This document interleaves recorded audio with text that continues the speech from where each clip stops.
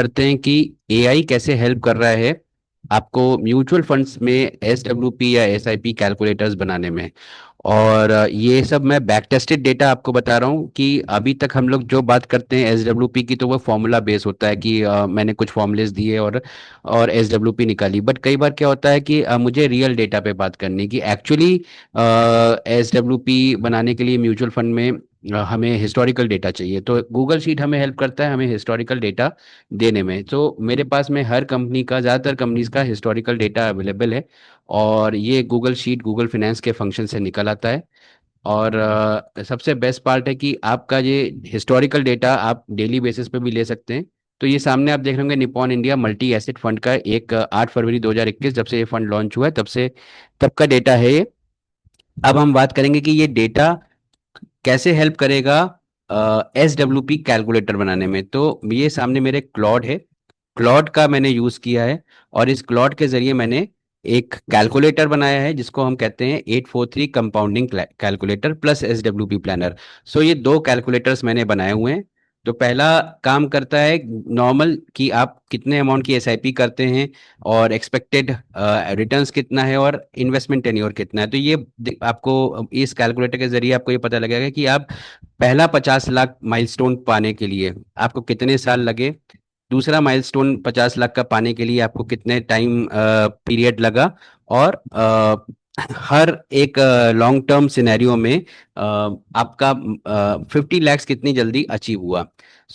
ये simple calculator है कि आपने एक 30,000 की एसआईपी करी, 12% का आपने एनुअलाइज रिटर्न का अज्यूम किया, इलस्ट्रेटेड रिटर्न, और 20 ईयर्स का टाइम पीरियड लिया। अभी यहाँ पे एक ऑप्शन मैंने दे रखा है कि आपको एसआईपी स्टेप अप करना है या नहीं।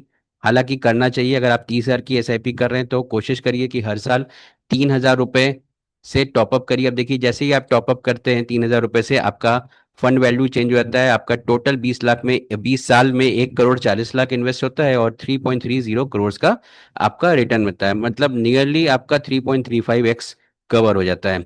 लेकिन ये ग्रोथ कैसे हुआ? तो पहला 50 लाख 7 साल में अचीव होता है, दूसरा 50 लाख 3 साल में अचीव होता है, तीसरा 50 लाख 2 साल में अचीव होता है। शुरू में आपके इन्वेस्टमेंट परसेंटेज ज़्यादा होता है, रिटर्न्स थोड़े कम होते हैं, लेकिन जैसे जैसे आपका पीरियड बढ़ता है कंपाउंडिंग एक्चुअली आपको तब दिखना शुरू होती है। आप देखेंगे तो अगर मैं बात करूं कि जो मेरा पांचवा 50 लाख हुआ था वो 1 साल में हुआ, पहला 50 लाख मुझे 7 साल लगे, फिफ्थ 50 लाख को पाने जो था वो मैंने 1 साल के अंदर अचीव कर लिया, जहां पे हमारा इन्वेस्टमेंट परसेंटेज कम हुआ और रिटर्न्स परसेंटेज ज्यादा बढ़ा। तो ये कैलकुलेशन है जो एसआईपी फिगर आउट करता है। दूसरा आता है एस डब्ल्यू पी प्लानर। अब ये एक्चुअल एनएवी डेटा बेस्ड है। मैं यहाँ पे क्या करूंगा, मैंने ये डेटा उठाना है, ये डेटा को मैंने यहाँ से कॉपी किया, और इस डेटा को मैं अब जाकर यहाँ पे पेस्ट करता हूँ, और ये मेरा पूरा डेटा पेस्ट कर दिया। इन्वेस्टमेंट मैंने 50 लैक्स का अज्यूम करा कि मैं 50 लैक्स इन्वेस्ट कर रहा हूँ, और 6% का मैंने साल का विड्रॉल लगाया। अब यहाँ पे आप कैलकुलेटर्स में ऐड कर सकते हैं, आप चाहें तो यहाँ पे सेविंग रेट या विड्रॉल रेट 6% लगा सकते हैं। और आप साथ में एक चीज और कर सकते हैं कि भाई ये 25,000 ना रहे, हर 12 महीने में 4-5% बढ़ता रहे। तो आप इसमें एक कैलकुलेशन में और यूज कर सकते हैं कि भाई 3 to 5% का आप इसमें इन्फ्लेशन ऐड कर लीजिए विड्रॉल का, तो वो भी ऐड हो जाता है। अब मैंने ये सारी चीजें करी। बेस्ट पार्ट है ये मैंने यहाँ पे टैक्सेशन भी दिया है कि ये आप इक्विटी में आएंगे या डेट में आएंगे या आप फंड ऑफ फंड कैटेगरी में आएंगे। तो क्योंकि ये फंड ऑफ फंड कैटेगरी है तो मैंने fund of fund category select किया। आपको ये बता देगा कि कितना एस्टिमेटेड टैक्स बनता है। तो ये मैंने इसको जैसे सिमुलेशन को रन किया, इसने पूरा डेटा एनालाइज कर दिया।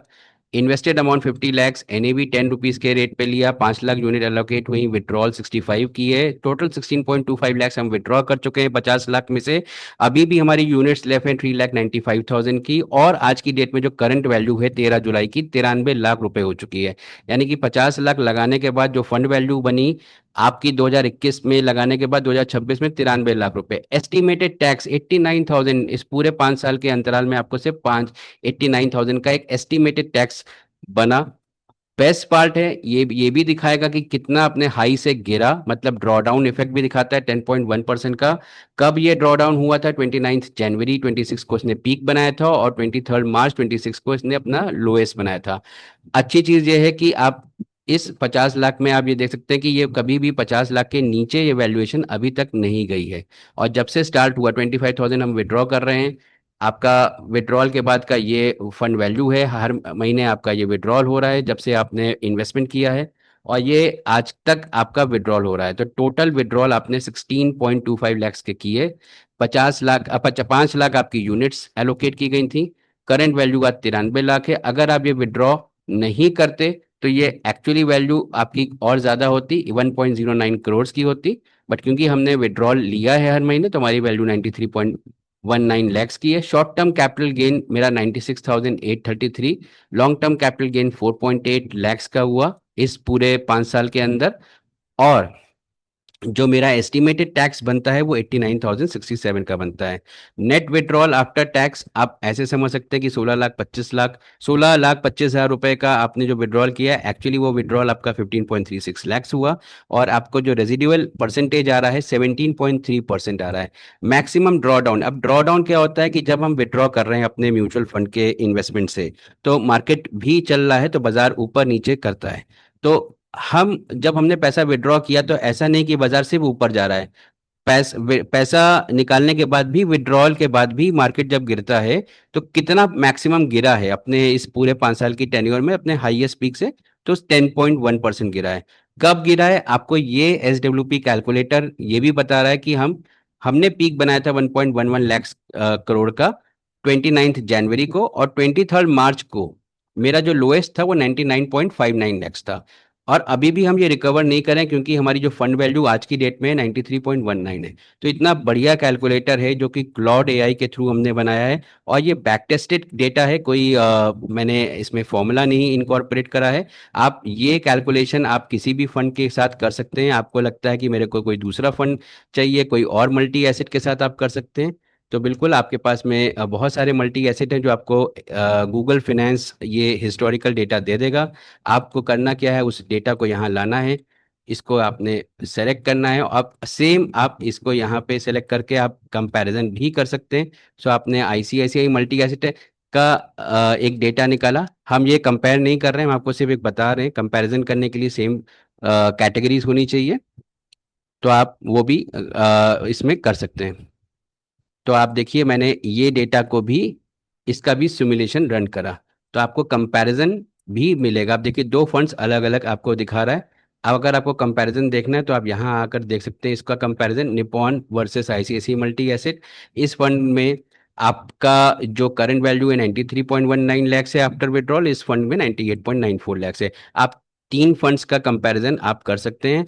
अभी भी ये फंड भी सेम है, अपने पीक पे नहीं आया है, और ये कभी भी अपने इन्वेस्टमेंट के अमाउंट से नीचे नहीं गया। ये 4 फेजेस ऐसे आए हैं जहाँ पे ये वोलेटाइल ज्यादा हुआ है, लेकिन गोइंग फॉरवर्ड मैक्सिमम ड्रॉडाउन इस फंड का भी 8.3% है। मैं कोई कंपेयर मतलब ऐसा कोई फंड का रिकमेंडेशन नहीं दे रहा हूँ, बट ये मैं आपको एक SWP कैलकुलेशन बता रहा हूँ कि कितना बढ़िया तरीके से आपको क्लॉड एक प्रेजेंटेबल फॉर्मेट पे देता है। सो गूगल शीट का एक तरीके से आप समझ लीजिए इंटीग्रेशन विद क्लॉड बहुत हेल्प कर रहा है आपको डिफरेंट कैलकुलेटर्स बनाने के लिए। एक SWP कैलकुलेटर और दूसरा आपका SIP कैलकुलेटर। अभी मेरे बहुत सारे कैलकुलेटर्स बनाए, मैंने एक एनुअल टॉपअप SIP कैलकुलेटर भी बनाया हुआ है।